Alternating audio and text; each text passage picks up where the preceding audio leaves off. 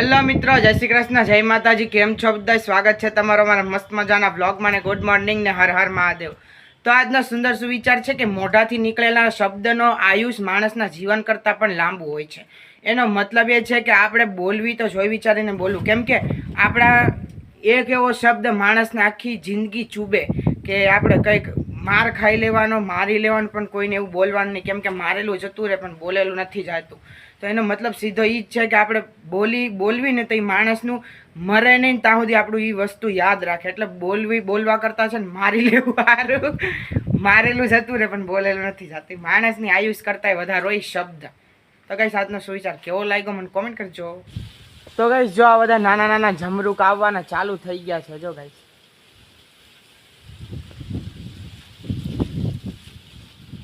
હું બહુ એટલે બહુ એક્સાઇટેડ છું.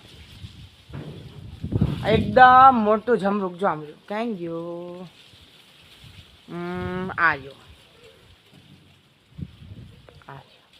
અત્યારે દેખાશે નહીં, બટ એ રહ્યું જો બધેથી મોટું જમરૂક આવ્યો. તો હવે જલ્દી હવે એને હવે કાંઈ વેટ નથી કરવાની જરૂર, બટ હવે આવી જ ગયા બધે જમરૂક નાના નાના. તો ગાઈસ આજ મમ્મીની તબિયત નથી બરાબર અને એમને દાળ ભાત ખાવા છે, તો પપ્પાએ દાળ ભાત બનાવી દીધા અને એમાં થોડાક નાખવા છે કઢી પત્તા. તો અમારે કઢી પત્તા તમારા ઘરે નથી, તો હું અહીં મારા બાના ઘરે લેવા આવ્યો છું. ત્યાં એમને બધી વસ્તુ છે. આ ભીંડો ગાય ખાઈ ગઈ પછીનો આટલો મસ્તીનો થયો છે, નકર અત્યારે ગાયે ના ખાધો હોત તો કેટલો લાંબો થાત.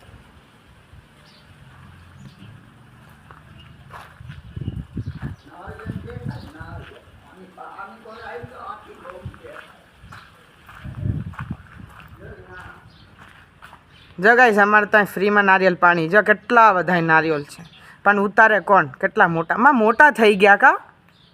હવે મારે તોડવા પડશે, મારે હાથ ફેરો કરવો પડશે. હવે કેટલા બધા નારિયેલ આવે મને ખબર નથી. આ રહ્યો જો કઢી પત્તાનું છે, આપણે અહીંથી ચડીને તોડી લઈશું.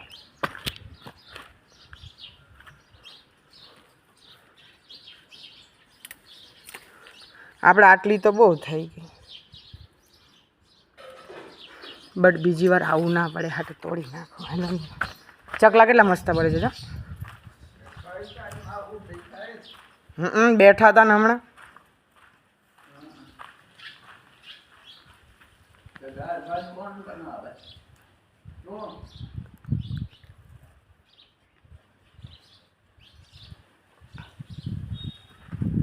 જમી લીધું તમે?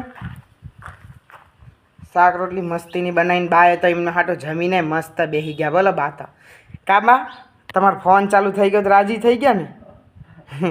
અચાનક ચાલુ થઈ ગયો કા? 2-3 દિવસથી બંધ હતો, અઠવાડિયાથી બંધ હતો ને, તો અચાનક ચાલુ થઈ ગયો બાને. તો પછી એમાં રિચાર્જ કરી દીધું, તો બાને મસ્ત જલસા.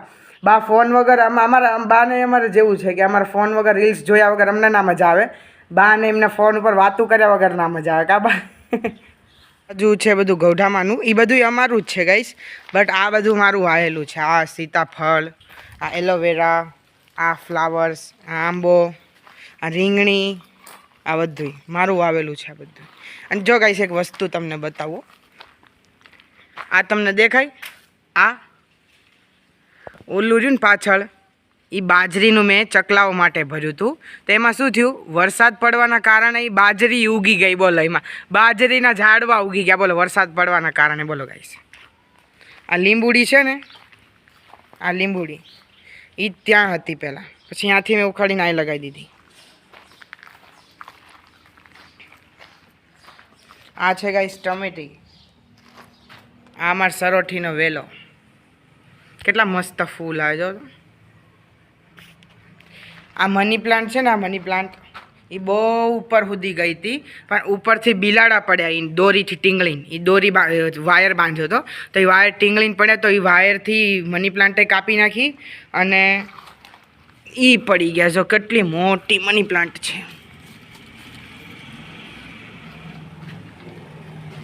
અને આ મેં વેલા હાવ કટકા કટકા સોંપ્યા હતા. તો ગાઈસ સુહાના સફર, આજ મોસમ હસી. કેવું મસ્ત વાતાવરણ જોતા જ.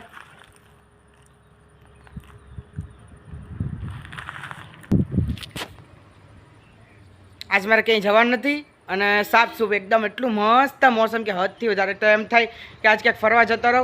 અને આમ જો ગાઈસ આ શું છે? તો ગાઈસ ઘણા બધાની આજ કોમેન્ટ એવી આવી છે કે કેમ તારા મમ્મીને નથી બતાવતો. તો આજ સુધી તમને બધાને મેં આગળ ઓલું કર્યું કે તમે આજ કેટલા બધાની ઘણી પહેલાં કોમેન્ટ આવતી કે તારા પપ્પાને કેમ નથી બતાવતો, તારા પપ્પાને કેમ નથી બતાવતો. હવે એમને ચાલુ કર્યું કે તારા મમ્મીને કેમ નથી બતાવતો. આ બધાને મારે શું કહેવું? કોમેન્ટો યાર એવી કરો કે માણસનું દિલ જીતી જાય ને માણસને મોટિવેશન મળે. એવું ના કરો કે માણસ ડિમોટિવેટ થઈ જાય ને તૂટી જાય. એવી કોમેન્ટ્સ ના કરો તમે. મારા મમ્મી જ છે. એ જે રોજ બતાવો ને એ મારા મમ્મી જ છે ગાઈસ. એ જ મારા રિયલ મમ્મી છે. સમજો અને કોકને હેરાન ના કરો પ્લીઝ. તમને બધાને કાલે મેં કીધું હતું અને નથી સમજતા કોઈ. પ્લીઝ સમજો. અને આજે જો ગાઈસ મમ્મીએ ઘઉં સાફ કર્યા હતા અને આ છે ચકલા માટે ઘઉં રાખ્યા. કેમ કે આમાં બહુ બધો કાકરો ને એવું છે ને, તો હવે આને પ્રેમથી લઈ આમ નાખી દો ને મમ્મી છૂટા. બહાર ગાયને નાખો છે તો ગાઈસ બહાર ગાયને નાખી દઈશ હવે. તો ગાઈસ મેં વિચાર્યું કે મોસમ સારો છે અને ફ્રી છું તો આ બધું ખડ જે ઉગ્યું છે સાફ કરી નાખો.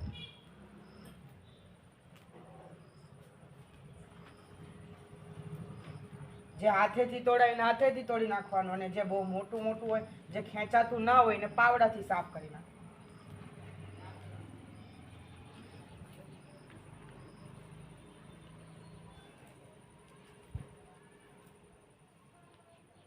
તો ગાઈસ કેવું હોય કે હર એક વ્લોગરના પાછળ એનો કેમેરામેનનો હાથ હોય અને મારી વ્લોગિંગને મારા કામયાબીના પાછળ આ રિંગ લાઇટનો હાથ છે. કેમ કે અમુક વાર એ એટલું સપોર્ટ કરે ને કે હદથી વધારે ગાઈસ.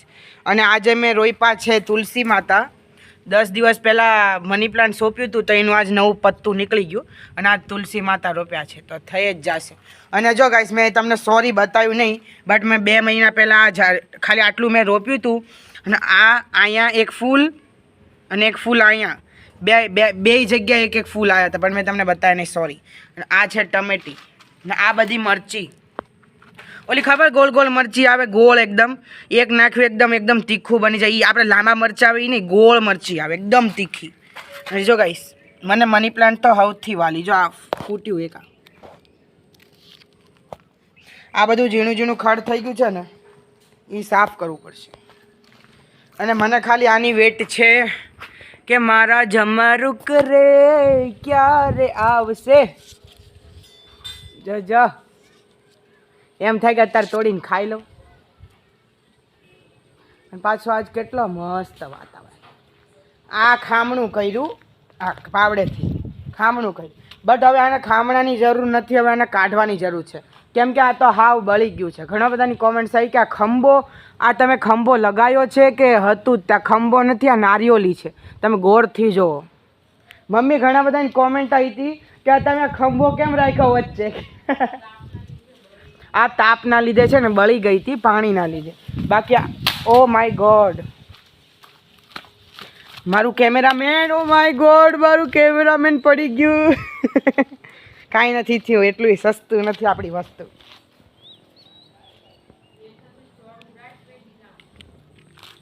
બહુ ચોડું રાખવી તો છે ને બહુ ઓલું થાય મમ્મી ના મજા આવે. મને ચોડું રાખવી તો એકદમ ખરાબ લાગે.